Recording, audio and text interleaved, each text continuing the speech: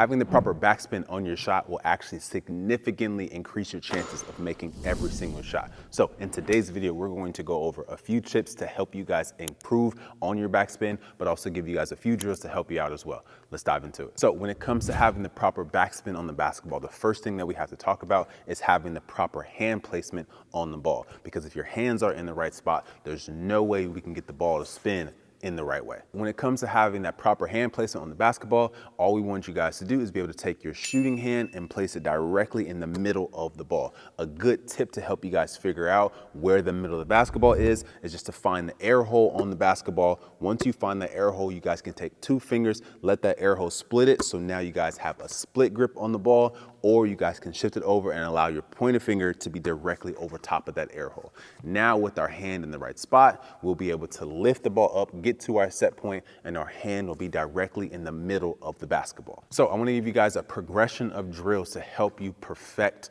that hand placement on the basketball so you can ensure you have the proper backspin. All right, so for the first drill, we're going slow shots. We're going to start off nice and low, get into your one position so you're set up, ready to shoot from here. You're just going to move through your shot nice and slow. You're going to shoot it to yourself, let that ball go up, let it bounce, get the ball, come right back to your start, and go through it all over again. The reason why we want to go through this slow is so we can feel if anything starts to change as we lift. So if I start off nice and low, and as I move, my elbow wants to point to the side, I can feel that, and then I can start over. Sometimes when we start shooting from further away or we start to speed through things, we overcompensate, and now we can't feel anything because we're trying to rush and we're not really paying attention. But when we slow things down, we can feel if anything changes. So if I get here and for some reason I want to shift my guide hand, I'll feel that, I'll notice it, and then I can just reset myself. So I want you guys to shoot 20 to 30 shots to yourself, making sure you guys are paying attention to anything that's going on within your shot. If you're somebody who has good form, can make shots in practice,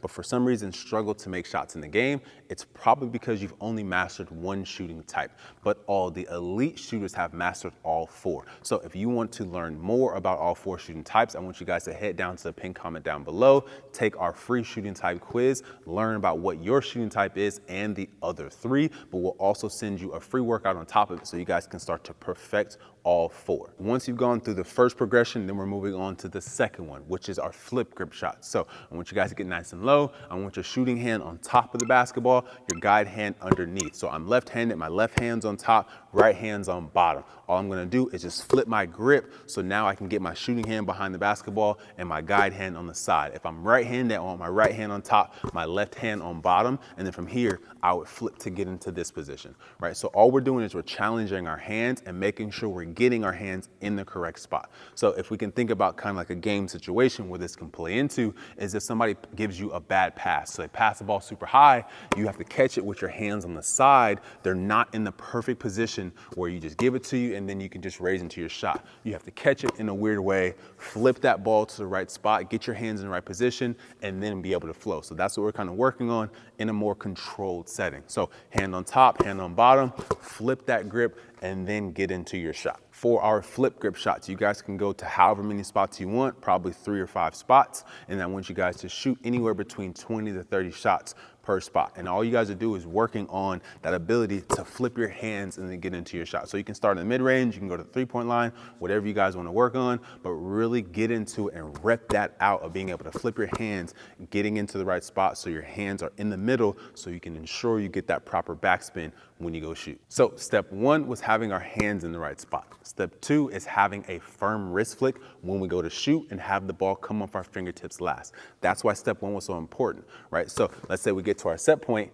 If the ball comes off my pinky finger like this last, now that ball is going to have a weird spin on it. So we want to have that hand right in the middle of the basketball so it comes off these 2 fingers last, so it actually goes straight towards the rim and it gives us that proper backspin. If the ball comes off more of our thumb last, same thing as our pinky, it's going to give that ball a chance to spin in a weird way. That's why we want our hand in the middle of the basketball and coming off these 2 fingers last. The reason why we want the ball to come off our fingertips last with that firm wrist flick is because it gives the ball that soft touch. So if I'm here at my set point and I go to extend at my shot and I drop my hand hand down. So I point my fingers towards the ground, give that ball that backspin. Now the ball is going to soar towards the rim, and it's going to be able to hit the rim and then drop straight down with the correct amount of touch. If I don't flick my wrist and the ball kind of comes off my palm and I kind of just jut it at the rim, now the ball is just going to soar towards the rim, hit the rim hard or hit the backboard hard, and it's not going to have that right touch. We want to be able to flick our wrist, have the ball come off our fingertips last, give it that soft touch, the correct backspin, and allow that ball to drop straight into the rim. So a good easy drill to help you guys work on that backspin is backboard shots. Now, I want you guys to get in front of the backboard. I don't want you guys to go all the way underneath, just a good step or two away from the backboard, so you should be relatively close.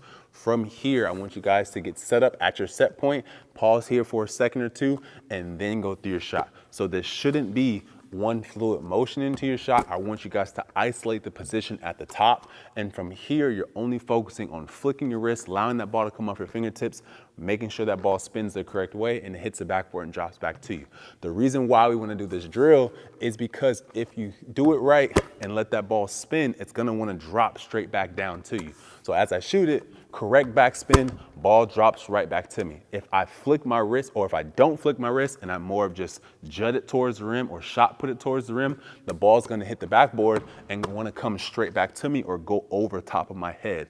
If I flick my wrist, ball comes off my fingertips, it's gonna wanna drop straight in front of me because it's gonna hit the backboard and drop straight down. That's the point of the backspin. It has that soft touch. Remember, don't throw it at it, because if you do, the ball's gonna wanna bounce over the top of your head and you're gonna be chasing it. So for our backboard shots, I want you guys to do anywhere between 30 to 50 reps, really working out that ability to drop your fingertips down, let that ball come off your fingertips last, flicking that wrist with a firm flick, and then just really working that out. Once you guys get that done, you guys can always go back to our flip grip shots. So now you guys have the ability to get your hands in the right spot, but now you're adding that focus of being able to flick your wrist and use your fingertips so that shot has a soft touch and the proper backspin. Getting the perfect backspin on your shot is extremely necessary to be able to make shots at a high clip. Now, that's not the only thing that you guys need to focus on though, right? We previously just released a video about getting the perfect arc on your shot. So if you guys can take the tips from this video, the perfect backspin, but then take the tips from getting that perfect arc, combine those together, I can almost guarantee you that your guys' jump shot will improve. So I want you guys to go watch that arc video so you guys can dial in that perfect arc and take the tips from this video so you guys can perfect your jump shot. If you're somebody who has decent to good form, meaning there's nothing really structurally wrong with your jump shot, but you're struggling to make shots in the game, it's probably because you've only mastered one shooting type. But the thing is, all the elite shooters have mastered all four. So you guys think Steph Curry, Klay Thompson, Kyrie Irving, all these types of players have mastered all four shooting types. So if you want to learn more about your personal shooting type and even all the others, I want you guys to head down to the pinned comment below, take our free shooting type quiz, learn what your shooting type is, but also get a free workout on top of it so you guys can start to perfect all four.